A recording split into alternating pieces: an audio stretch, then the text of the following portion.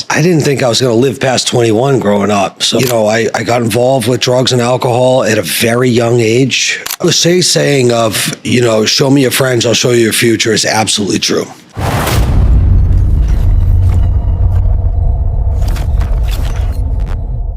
At first, Eric's story sounds like a typical rise from rock bottom journey. Growing up in New Hampshire, he never imagined he'd survive past 21, let alone build a business that sold for $115 million. But what struck me most wasn't just the success, it was the transformation. From battling addiction at the start of his life to building a purpose-driven business, he learned something crucial. The people you surround yourself with will decide how far you go. And that's the first big lesson I want to share. Success isn't just about strategy, it's about choosing the right circle. In this video, I'll break down how Eric's mindset shift from survival to strategic growth can inspire anyone pursuing long-term success. What did that teach you early on about the importance of surrounding yourself with the right people? The cliche saying of, show me your friends, I'll show you your future is absolutely true. And at every phase of my life, which there have been many, there's been, the getting in a lot of trouble, doing a lot of drugs phase, and then the early entrepreneurial phase, and then, different glass ceilings that you have to break through and recreate yourself over and over and over in order to continue to elevate and grow. The one constant is that my immediate circle and the people that I was in like a deep friendship or relationship with constantly had to change to match where I wanted to be. And I think that I believe that the people that you surround yourself with is probably one of the most strategic decisions that you can make that is going to impact your life for better or worse. If you want to hang out with, 5 guys that are multimillionaires or 9-figure net worth or billionaires, there's a gravitational pull that's just naturally going to pull you to where they are. You're going to think like them. You're going to feel like them. You're going to be in an energy exchange. If you keep people that are low vibrational around you, that operate out of a system of scarcity, and they're going to pull you down as well. And it sounds cruel, right? Like it's a very challenging and difficult thing, I believe it was for me, and I've seen others struggle with it, where you want to be loyal to your day ones. And then the people, even when you start here and you grow to here, you're like, there's a sense of loyalty of these people. It does not get you around the fundamental truth that if you want to hang out with your day ones and stay loyal and keep that as your inner circle, then guess where you're going to stay? Day one.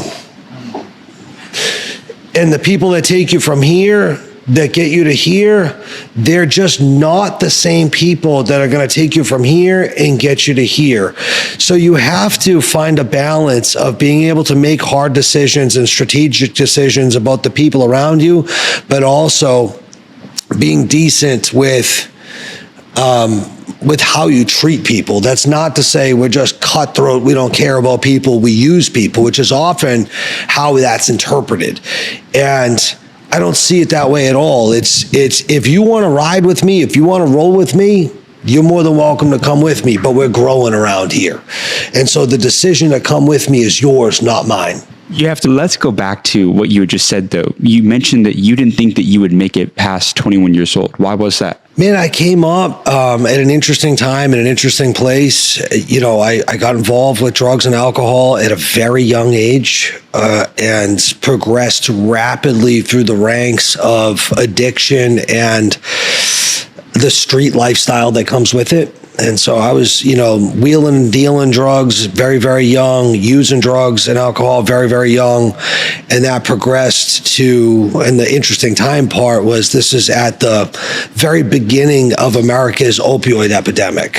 And we were the pioneers of it. We were the first ones to ever get addicted to opiates. And so that was OxyContin back in 1999 when Purdue Pharma was putting that stuff out, which turned into heroin addiction. And so I was really in the throes of it for about almost 7 years until I got sober just before my 22nd birthday. in the beginning of my legitimate entrepreneurial journey, there wasn't a single thought in my head that I was like, I'm going to make millions of dollars, which seems crazy now. But literally, I was like, I'm going to start a little business. If it brings in a little bit of money on the side from my job and I can live a little better than I do as a result, that's great. But the main driving force was the fact that I saw a problem and I was passionate about fixing that. And I didn't make any money for the first few years. I think about the first 3 years. One of my favorite business concepts that I've ever heard in the 1,000+ interviews that I've done was actually coined in the second interview that I did with you in the Design District, which is macro patience and micro urgency. 100%. And I want you to break it down for everybody. And just, again, you reiterated some of those points where the first couple of years you weren't making money. Everything was parlaying back into the business, even from the blue collar job that you were working. But you had that notion of figure it out, right? Like we love the saying that everybody thinks, oh, I need to have a website. It's got to be perfect. Sell it first and figure it out. You need revenue. You need customers. Define, break down macro patience. I want to add on that to a second, because in the beginning, when you said, I didn't know that I was going to make millions from this. I had a problem and I was going to solve it. In my beginning of career, I was getting mentored by the CEO of Buc-ee's, the big gas station. And I asked him, I was like, hey, did you ever see this being like a $500 million venture and having all these? He was like, no, I bought a gas station for $10,000 and was just trying to figure it out. I dropped out of college. Jimmy John, when we interviewed him, he was like, I just wanted money for weed and beer. But our generation has it so wrong. They see the Lamborghini on Instagram and they see all they think entrepreneurship is like this cool phenomenon that, oh, I'm going to be an entrepreneur. But they don't get that it's like, it takes years of doing the same thing, being bored day in, day out, just doing the work. And we coined that. We literally got that phrase from you, the macro patience, micro urgency. So I got to hear you break this one down. Macro patience and micro urgency is the operating system of people that will build real wealth and find real success and longevity in this game. And a lot of people operate backwards on it. You have to wake up every day like it is your last day on planet fucking Earth and execute relentlessly. I'm talking you breaking your calendar down in 15-minute increments, and you're doing it for 12, 14 hours a day, right? Execution, execution, execution, all day, the grind. But that also, so there is no patience in the day-to-day. The day-to-day is fucking filled with nothing but raw, uncut, unfiltered urgency. We gotta fucking go, right? That is then paired with, that's the micro urgency. The macro patience is understanding that you're going to have to do that for a long time. And where people have it backwards now is I look at them and I'm like, why am I worth all this money and I've had all the success and I'm working harder than you are? And you're still chasing your first dream. And they think it's going to happen with less action than necessary in the day-to-day.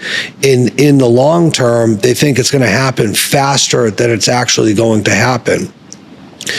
You need to sign up for this game and understand this is what the day-to-day looks like, but it is going to take you 10 years at a minimum to get to a meaningful result. And and if you get there faster, great. But the framework is not, months or even years. It is decades. This mindset is why some people stay consistent long enough to actually win. A lot of people want immediate success, but the people who build real wealth think in years, not weeks. And honestly, that might be the biggest takeaway from this entire conversation. Success rarely happens overnight. It's usually built quietly through consistency, patience, and the willingness to keep going when nobody is watching. But let me know what you think about his journey and mindset in the comments below.